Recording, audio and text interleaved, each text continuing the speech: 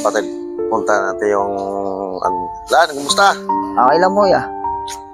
Anong oras ka pumupunta dito? Alas 7 po eh. O yung kapatid mo na bata na maliit, malaki na? Eh, nako yan, naglayas. Naglayas? Yung maliit, di ba kapatid mo rin yun? Pamangkin ko po yun. Yung naglayas, yung malaki, sana pupunta kayo? Ewan ko po. Hinahanap pa nga po namin hanggang sa Kaluso. Kaso lukuyan. Bakit naglayas? May problema po siguro sa pinansyal. Magkano na ngayon kinita mo? Sakto lang po. Baka nakarami na? Kaso po, meron pong nasabugan po ako ng gulong eh. Ay, Ito po siya. anong oras ka pumunta dito kanina? Mag-alas 8 po pasado. Yung paano yung doon, di na tumutuloy yung yung bubong, kinabit mo na yung binigay ko, pati yung playon? Opo. Yung plywood po, nakatabi po muna sa kapitbahay ko. Hindi mo pa naikabit doon? Kasi po babaklasin po ulit ng panibago. Ano pala yung kamay mo, nakalyuhan na panay dito, no? Yung ganun lang, no? Ganun pala. Ito mga kapatid, kumalyo na yung kamay ni Alan sa panay paikot dito lan. Opo. Kaso po, sabi po kasi nung... Anong oras ka uuwi dyan?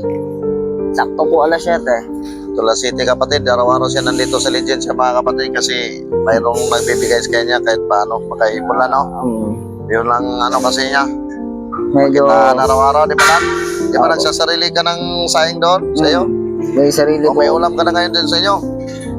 Mamaya pa po, bibili pa lang po ko nyo sa... May bigas ka pa? Wala na? Wala na po. May bibigay ko sa iyo. Bibigyan kita bigas, ha? Okay po.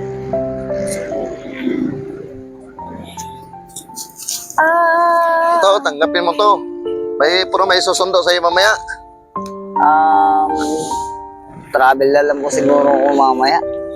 Ikargal mo sa tricycle. Hindi po, magta-travel na lang po siguro ako. Ganito? Ay, ang tagal mo kasi makarating doon. Sakay ka lang ng tricycle, bigyan lang kitang pamasahe. Tanggapin mo to. Ito mga kapatid, binigyan natin bigas siya lang. Wala na doon siya mamayang isasahe. Tapos bigyan din natin pamasahe para hindi ka na Para hindi na mag-travel. Hindi ka na kasi may rapang ka eh. Ibabalik ko din po ito sa magagawa kasi sumabog na interior niya. Basta manalangin lang tayo lang sa Panginoon araw-araw lang. Okay po, iyan po yung huwag po natin kakalimutan. Ito, tanggapin mo to. Sinsiyahin mo to, ha, kapag kumita tayo sa pagbablog. Ako bahala sa'yo, ha. Bibili natin bago pag kumita tayo sa pagbablog. Okay po. Hindi lang kami magtagalan. Ano namang masabi mo? Marami pong salamat. Walang anuman. Tapos maya may pansahin ka na yan. Tapos yung pamasahe mo, sobra, ibili mo ng ulam, ha? Yes, yeah. Sige, hanggang dito lang mga kapatid. Maraming salamat.